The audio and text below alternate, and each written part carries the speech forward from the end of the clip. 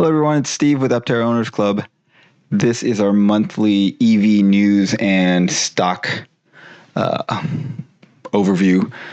The past month has been kind of crazy for the stock market and for the world in general. You know, we have all the news out of Ukraine, and that sent commodity prices and stock markets into a chaotic course.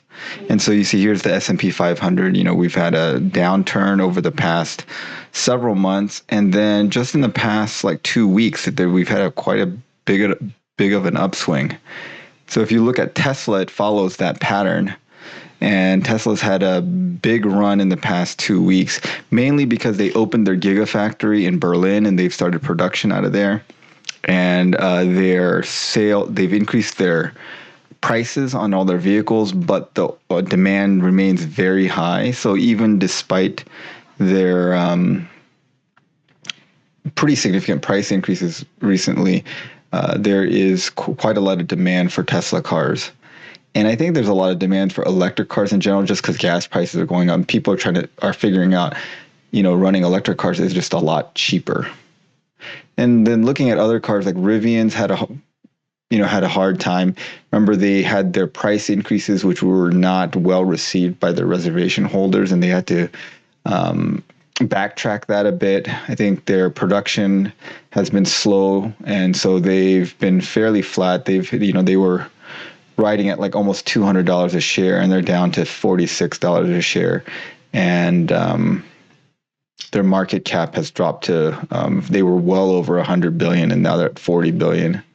The other big EV manufacturer right now is Lucid, and we've had a couple of videos about Lucid technology. I'm really impressed with their technology in the cars. They've also had production issues, and they were up past 100 billion market cap, and now they're at 25. Their drop hasn't been as significant as Rivian, but it has been. It hasn't been doing that great. Then looking at the other vehicles that are kind of similar to Aptera, this is Sono Group. That's the Sono Scion electric vehicle. They've tanked ever since they IPO'd at $10 a share, so they're at 50% of that, and they've had a slowly downward trend. They are making they're what we would consider their beta vehicles. They're kind of in the same phase that Aptera is right now. They're doing their validation vehicles just like Aptera is. They plan on delivering their vehicles next year, and they plan on making 37 of these validation vehicles, and they are doing that currently. So I suspect that if they ever do start delivering vehicles, their stock will go up. And so if you buy them now, and they do deliver vehicles, I think they will go up. I think that their vehicle is actually viable, especially in the European market. Then there is ElectraMeccanica Solo. They are sitting at $2 a share, market cap of 260 million. So their market cap is less than what Aptera is currently valuing themselves pre-IPO based on their pre-IPO share prices. Again, like I've always said, I don't know how viable a vehicle the Solo is. Maybe it makes sense for these like delivery vehicles, for like food delivery and package delivery and fleets. But as a personal vehicle that people would buy, I'm not too sure that a single person vehicle is something that a lot of people are going to. There's a big market for, and I don't know if it's a big enough market to run a company off of. They've released their financials, and they're not impressive. They've only delivered 93 vehicles in the past year, which is not impressive. They are building out their facility in Mesa, Arizona, and if that thing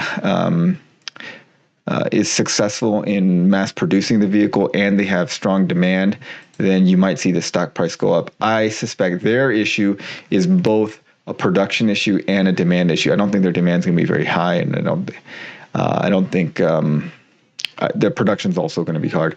Arcimoto, I think, actually has a better use case scenario for these small production vehicles. You can run it as a 2-passenger tandem vehicle, and you can run it as a delivery vehicle, and it's much cheaper to build than the ElectraMeccanica Solo. And so I think that they are a more viable company. So I think if they get their production up, they will have better demand than the Solo. That's just my guess. The bigger news has been Nikola Corporation. This is the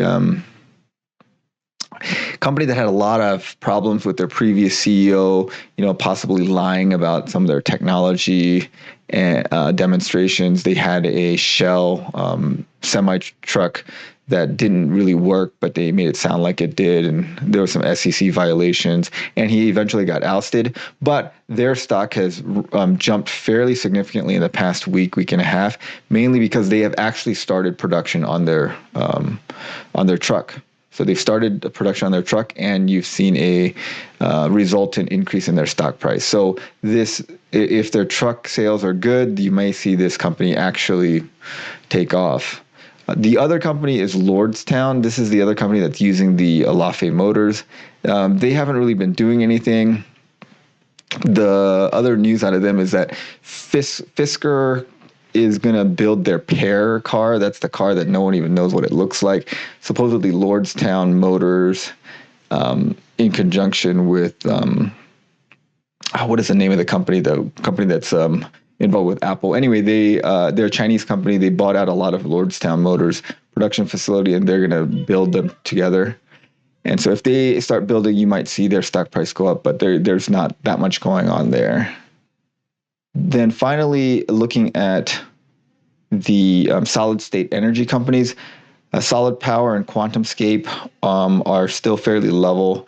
There have been some news out of QuantumScape saying that they're making moves towards production, but I think that solid state batteries, like we talked about in a previous video, are a little bit ways away, and it's until they have a commercially viable product that they can manufacture at scale. Both of these companies are kind of speculative plays.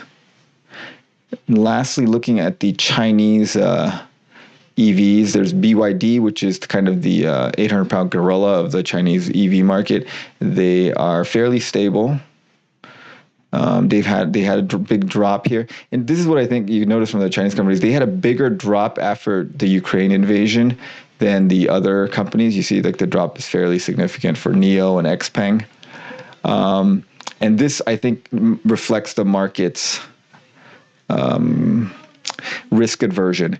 Because what happened when Russia invaded Ukraine, then a lot of companies pulled out of Russia, and Russia is talking about nationalizing assets. So when you invest in companies that are in sort of politically unstable regimes or politically aggressive regimes, militarily aggressive regimes, where there may be sanctions and instability of how the government responds to capital investment, people are a little bit weary of that. And I think a lot of investors see China as similar to Russia in that they may make moves on the geopolitical scene, like invading Taiwan or something like that, that would risk any investment in their companies. So I think you see the reflection of that in the Chinese EV companies.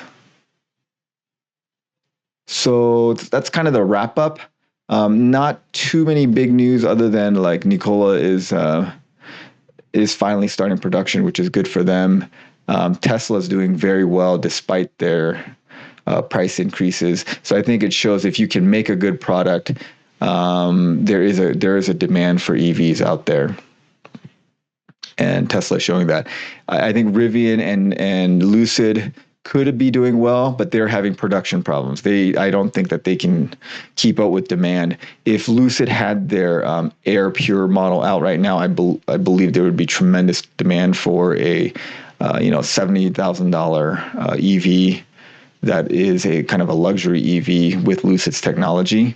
And they're just not able to ramp production. Hopefully, Aptera does not run into those problems and can ramp production quickly.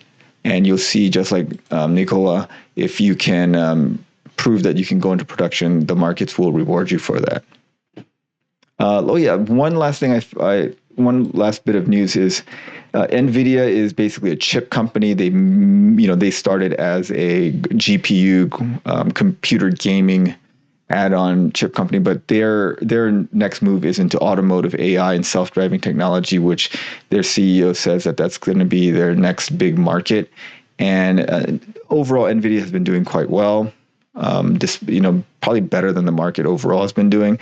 And they recently signed deals with Lucid, BYD, and Mercedes-Benz to provide their AI chips for their self-driving technology.